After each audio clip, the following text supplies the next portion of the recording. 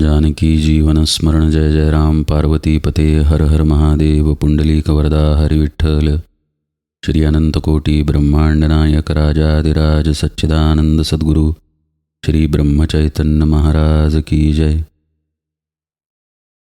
श्री महाराजांच्या सेवेमध्ये आपण सिद्धलक्षण समास उजळणी स्वरूपामध्ये पाहतोय.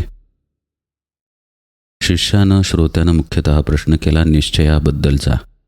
तव श्रोताकरी प्रश्न निश्चय करावा तो कवण, मुख्य निश्चयाचे लक्षण मज निरोपावे. याच्या उत्तरादाखलचा विस्तार आपण समजून घेतोय. कालपर्यंत आपण 34 ओव्या पाहिल्या. 35व्या ओळीमध्ये समर्थ काय म्हणतात पहा. देहाचे नियोगे संशयो करी समाधानाचा क्षयो, चळो नेदावा निश्चयो आत्मत्वाचा. कालपर्यंत आपण निरूपणात जो विषय पाहिला त्यापेक्षा वेगळा विषय समर्थांनी मांडलेला नाही. समर्थ आत्मज्ञानाच्या निश्चयाबद्दलच, स्वरूपस्थितीच्या निश्चयाबद्दलच श्रोत्याला सांगतायत, पण वेगवेगळ्या प्रकारांनी त्यांनी ते सांगितलेलं आहे. काल आपण पाहिलं की पूर्वपक्ष, सिद्धांत, अन्वय, व्यतिरेक याचा आधार समर्थांनी घेतला आणि कशा पद्धतीनं आपल्याच आत आपल्याला शोधायचं आहे हे सांगितलं. आता निश्चय तर आत्मत्वाचा करायचा आहे हे स्पष्टच आहे, पण आपला तो निश्चय होत नाही कारण आपण संशयामध्ये आहे. हा विषय इथे समर्थ समजावून सांगतायत. देहाचे नियोगे संशयो करी समाधानाचा क्षयो. पुन्हा पुन्हा श्री महाराजांचं एक साधं पण तितकंच गहन वाक्य आठवतं. श्री महाराज म्हणतात, देह माझा म्हणत गेल्यामुळं देहबुद्धी दृढ झालेली आहे. हेच समर्थांनीही सांगितलेलं आहे. जो स्थूल आहे, जो इंद्रियांनी बनलेला आहे, पंचमहाभूतांनी बनलेला आहे, त्रिगुणांनी बनलेला आहे, तोच मी आहे असं जर आपण मानलं तर आपल्या पदरात असमाधानच पडणार आहे. कारण त्रिगुण, पंचमहाभूत आणि इंद्रिय या सगळ्यांना क्षय आहे, बदल आहे. समाधानाची अनुभूती जिथं बदल आहे तिथं येऊ शकत नाही असं परमार्थशास्त्र सांगतं. आपल्याला हे ऐकल्यानंतर तत्वदृष्ट्या पटतं, पण अनुभवदृष्ट्या आपण ते मानायला तयार होत नाही. याचं कारण आपली धाव कायम समाधानाच्या दिशेनं स्थूलामध्ये राहिलेली आहे. भूक लागल्यानंतर अन्नामध्ये आपण समाधान शोधतो, तहान लागल्यानंतर पाण्यामध्ये समाधान शोधतो. पैशाच्या मार्फत आपण अनंत गोष्टींमध्ये समाधान शोधत असतो. हा शोध थांबल्याशिवाय समाधानाची जागा आपल्याला सापडणार नाही. बाहेर असलेली वस्तू बाहेर सापडेल, पण आत असलेली वस्तू बाहेर कशी सापडणार? जे समाधान आपण वस्तूंमध्ये शोधतो ते समाधान वस्तूंमध्ये आहे का याचा विचार आपण कधी करत नाही. आपल्याला अन्न खाल्ल्यानंतर बरं वाटतं, ही गोष्ट खरी आहे, पण अन्नामध्ये ते समाधान नसून आतच ते समाधान आहे. याचं उदाहरण म्हणजे पोट भरल्यानंतर बाहेरचं अन्न तसंच आहे, पण आता तिकडे आपण धावत नाही. का बरं? समाधानासाठी मगाशी तर अन्नाकडं धावलो होतो आपण, पण आता पोट भरलं म्हणून अन्नाकडं धावणं बंद झालं. वस्तूंच्या बाबतीतही असंच आहे. गाडी घेतली समाधानासाठी, सुखासाठी, आपल्या सोयीसाठी. आता त्या समाधानाच्या शोधामध्ये आपण होतो. गाडी घेतल्यानंतर समाधान मिळालं. आता समाधान मिळाल्यानंतर त्या गाडीबरोबर ते राहतं का? प्राप्त वस्तूची किंमत शून्य असते असं आपल्याकडे म्हटलं जातं पहा. जी उत्सुकता गाडी विकत घेण्याच्या आधी होती ती विकत घेतल्यानंतर राहत नाही. त्या गाडीच्या नवीनपणाचं अपरूप काही दिवस राहतं, पण काही महिने, काही वर्षांनंतर ते अपरूप कुठल्या कुठे निघून जातं. मग आता समजा 6-7 वर्षांनी आपण त्या गाडीकडं पाहिलं तर ज्या समाधानाची अनुभूती आपल्याला गाडी घेतल्यानंतर आलेली ती अनुभूती येते का? मुळीच नाही. काही लोक तर इतकी वर्ष ती गाडी ठेवतही नाहीत. चांगली किंमत आली की विकून टाकली. आता ज्यासाठी ती विकून टाकली तिथेही समाधानाचाच शोध आहे. योग्य किंमत मनुष्य शोधतो कारण समाधानासाठीच, चांगल्या किमतीला गेली असं म्हणतो. अशा प्रकारे आपण अखंडपणे बाहेर समाधान शोधत आहे. आणि आपली ही धाव बाहेर कशामुळे होते? अनिश्चित, अशाश्वत आणि असत्य गोष्टीला आपलं मानल्यामुळे आपली धाव बाहेर होत आहे. असं पहा, जी व्यक्ती शुद्धीत आहे ती स्पष्ट बोलणार, सरळ वाटेनं चालणार. पण जी व्यक्ती दारूच्या धुंदीत आहे ती अस्पष्ट बोलणार आणि तिला सरळ चालता येणार नाही. जो पदार्थ सेवन केलेला आहे त्याचा अंमल आपल्यावरती जसा चालतो तसा आपण ज्या भावामध्ये आहे त्या भावाचा अंमल आपल्यावरती असतो. देह मी हा भाव आपल्यामध्ये असल्यामुळे समाधानाचा शोध आपण बाहेर घेत राहतो. आपण आत्ता 2 उदाहरणं पाहिली, अन्नाचं आणि गाडीचं. आपल्या जीवनातील कोणतंही उदाहरण घेऊन पहा, त्या उदाहरणामध्ये समाधानाचा शोध जो आपण करतोय तो आपल्या देहाच्या, मनाच्या, बुद्धीच्या पातळीवरतीच करतोय हे आपल्या लक्षात येईल. आणि नंतर खोल विचार केल्यानंतर हेही लक्षात येईल की या सर्व पातळ्या बदलणाऱ्या आहेत. देह बदलतो, मनाच्या अवस्था बदलतात, बुद्धीतील निर्णय बदलतात. आणि ज्या समाधानासाठी आपण एखादी वस्तू प्राप्त केलेली असते ते समाधान भंग पावतं जेव्हा जेव्हा या देह मनबुद्धीमध्ये बदल झालेला असतो. त्यामुळे मग वस्तूचं महत्त्व राहत नाही आणि मनुष्य पुन्हा समाधानाच्या मागे बाहेर धावायला जातो. समर्थ याला समाधानाचा क्षय म्हणतात. आता या सगळ्या घटनांकडे आपण आणखी सूक्ष्मतेनं किंवा व्यापकतेनं जर पाहिलं तर लक्षात येईल की आपण समाधान समाधान म्हणून मृगजळाच्या पाठीमागे धावत असतो. कस्तुरी मृगाचं उदाहरण दिलं जातं पहा.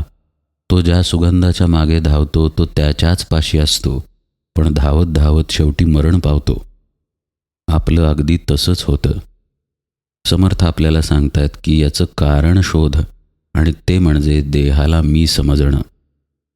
जोपर्यंत हा भाव जाणार नाही तोपर्यंत खऱ्या समाधानाकडे आपण पाऊल टाकणार नाही. मग आता व्यवहारात जगायचंच नाही की काय? नवीन वस्तू खरेदी करायची नाहीच की काय? भूक लागल्यानंतर अन्न सेवन करायचं नाही की काय? पण ते जाणून करणं महत्त्वाचं आहे हे समजलं पाहिजे.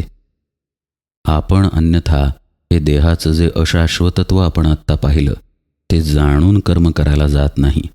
आपण समरसून कर्म करायला जातो आणि मग त्या कर्मात आपला कर्ता भाव राहतो आणि मग ते कर्म परमार्थाच्या आड येतं. नाहीतर संतही अन्न सेवन करतात, आपणही अन्न सेवन करतो. संतही नवीन कपडे घेतील, आपणही नवीन कपडे घेतो. पण ते का अडकत नाहीत आणि आपण का अडकून राहतो? आत्म्याच्या जाणीवेपाशी येऊन सगळी गाडी थांबते. त्यामुळं आपण या गोष्टीला जाणून कर्मात राहिलं पाहिजे की करता मी नाही. श्री महाराज जे म्हणतात की राम करता या भावाचा तुम्ही अभ्यास करा. कल्पना करा की त्यात किती गहन अर्थ असला पाहिजे. आता डोळ्यांपुढे एक डेरेदार वडाचं वृक्ष आणूया. त्या वृक्षाचं जे मूळ आहे तो मी देह हा भाव आहे. त्या मी देह या भावातून एक बुंधा तयार झालेला आहे आणि तो संशयाचा आहे. या देहभावाच्या संशयातून झालेली कर्मे म्हणजे झाडाच्या फांद्या आहेत, पारंब्या आहेत, पाने आहेत. अशा प्रकारे आपला विस्तार या देहभावातून झालेला आहे. समर्थ म्हणतात की या देहभावाच्या मुळावरती घाव घातला पाहिजे. म्हणजे आता मी देह याच्याऐवजी अर्थातच मी आत्मा अशा भावाचा अभ्यास करायला पाहिजे. आणि तेच या ओळीच्या उत्तरार्धात समर्थ सांगतात. चळो नेदावा निश्चयो आत्मत्वाचा. निश्चय कुठला धरायचा? तर मी आत्मा याचा धरायचा. आपल्याला हा निश्चय धरता येतो का असा प्रश्नही करण्याची गरज नाही. आपल्याला हा निश्चय धरता येतो म्हणूनच समर्थ सांगतायत की असा निश्चय धरा. आपल्याला देहभावाचा निश्चय धरता आलेला आहे म्हणून आपण मी देह या भावात आहे. फक्त आपल्या बाबतीत ते जन्मापासून आहे, त्यामुळं आपण तो भाव धरला याची स्मृती आपल्याला नाही. आपण तो भाव धरलेला आहे त्यामुळं तो भाव आपल्याला टाकताही येतो. समर्थ म्हणतायत त्यामुळंच मी आत्मा याचा अभ्यास करावा. या पुढच्या 3 ओव्यांचं हेच वैशिष्ट्य आहे. ओवीच्या अर्ध्या भागामध्ये समर्थ तथ्यता सांगतात आणि उरलेल्या भागामध्ये अभ्यास सांगतात. जसं की आत्ताची ओवी, देहाचे नियोगे संशयो करी समाधानाचा क्षयो, ही तथ्यता आहे. अभ्यास काय आहे? चळो नेदावा निश्चयो आत्मत्वाचा. तसंच पुढची ओवी आहे, सिद्ध असता आत्मज्ञान संदेह वाढवी देहाभिमान ही तथ्यता आहे. आत्मज्ञान हे स्वतः सिद्ध आहे, कुठेही गेलेलं नाही. पण त्याचं आपल्याला विस्मरण झाल्यामुळं आपण मी देह या भावात अडकून आहे. ते विस्मरण म्हणजे संदेह आहे. त्या संदेहामुळं आपला देहाभिमान वाढला आहे. ही तथ्यता समर्थांनी सांगितली. आणि ओवीच्या पुढच्या भागामध्ये समर्थ अभ्यास सांगतात, या कारणे समाधान आत्मनिश्चय राखावे. त्या पुढची ही ओवी पहा. आठवता देहबुद्धी पुढे विवेकाची शुद्धी. ही पण तथ्यताच आहे. जिथे देहबुद्धी आहे तिथे असमाधान असणारच, अविवेक असणारच. म्हणजे विवेकाचा अभ्यास केल्याशिवाय आपल्याला आत्मबुद्धी दृढ धरता येणार नाही. म्हणून तथ्यता सांगितल्यानंतर ओवीच्या पुढच्या भागात समर्थ अभ्यास सांगतात, या कारणे आत्मबुद्धी सदृढ करावी. आणि त्याच्या पुढची ओवी पण अशीच, आत्मबुद्धी निश्चयाची तेची दशा मोक्षश्रीची. ही सुद्धा परमार्थातील तथ्यताच आहे. मोक्षश्री म्हणजे मोक्षाचं खरं ऐश्वर्य कशामध्ये आहे? आत्मबुद्धीचा निश्चय करण्यामध्ये आहे. पण हा निश्चय शब्दरूपी नाही बरं का, की मी आत्मा मी आत्मा, म्हणजे झाडाखाली बसून मी आत्मा आहे मी आत्मा आहे असं म्हणत बसायचं नाही आहे, असा जप करायचा नाही आहे. तर त्या भावाचा अभ्यास करायचा आहे. ही तथ्यता सांगून झाल्यानंतर समर्थ पुन्हा अभ्यासच सांगतात, अहम आत्मा हे कधीची विसरू नये. अहम आत्मा याचं स्मरण ठेवणं म्हणजेच अहम आत्मा हे कधीही न विसरणं. एकूण काय, समर्थ स्मरणाचा भावाचा अभ्यास सांगतात, पण तो निश्चयानं करायला सांगतात.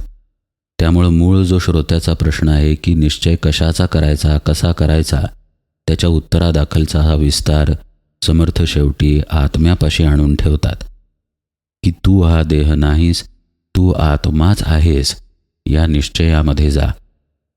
पण आता इथे एक अडचण आहे. प्राप्त न झालेल्या गोष्टीचा निश्चय साधकानं करायचा आहे, तर त्या अडचणीसाठी त्याला पहिल्यांदा सद्गुरू वचनावरती विश्वास ठेवावा लागेल. ही पहिली आणि अत्यंत महत्त्वाची पायरी. या पायरीवरती पाय ठेवून साधकाला पुढे जायचं आहे. मग तो साधनात रमेल. साधनामध्ये रमून गेल्यानंतर त्याला त्याच्या मन, बुद्धी, देह याच्या पलीकडच्या शांत स्थितीचा अनुभव येईल. तो अनुभव आला की त्याला आपण आत्मा आहोत या गोष्टीवरती विश्वास बसेल.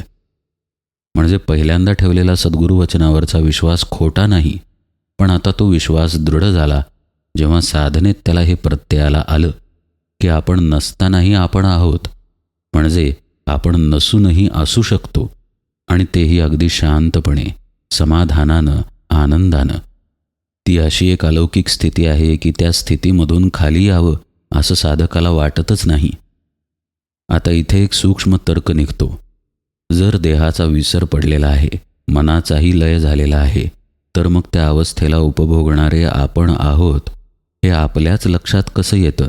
आणि ज्याच्या लक्षात येतं तो तरी नेमका कोण आहे? तोच आपला आत्मा आहे आणि तेच आपलं खरं स्वरूप आहे. आणि ही गोष्ट आपण रोज आपल्या झोपेमध्ये अनुभवतो. झोपेमध्येही आपल्या मनाचा लय होतो, आपल्या देहाचा लय होतो. आपल्याला कशाचीही स्मृती राहत नाही. आपण स्त्री, पुरुष, श्रीमंत, गरीब काहीही जाणीव आपल्यापाशी राहत नाही. पण झोप पूर्ण झाल्यानंतर मी झोपलो होतो ही जाणीव कुठून येते? झोपेमध्ये कोण जागा असतो? जो जागेपणीही जागा असतो, आणि जागेपणी आपल्याला जागृतीतून सांगतो की तू झोपलेला होतास. तो जो जागा असतो तोच ध्यानकालीही जागा राहतो. तो अखंड जागाच आहे. आपण जागृतीत असू, स्वप्नावस्थेत असू, सुषुप्तीत असू, नाहीतर तुर्या उन्मनी कोणत्याही अवस्थेत असू, तो अखंड जागा आहे आणि तोच आपण आहोत. म्हणूनच समर्थ म्हणतात, सिद्ध असता आत्मज्ञान. म्हणजे आत्मा हा कायम सिद्ध आहे, तयारच आहे, आहेच आहे, अशा स्थितीमध्ये आहे. पण झोपल्यानंतर आपण या आत्म्याच्या विस्मृतीत जातो.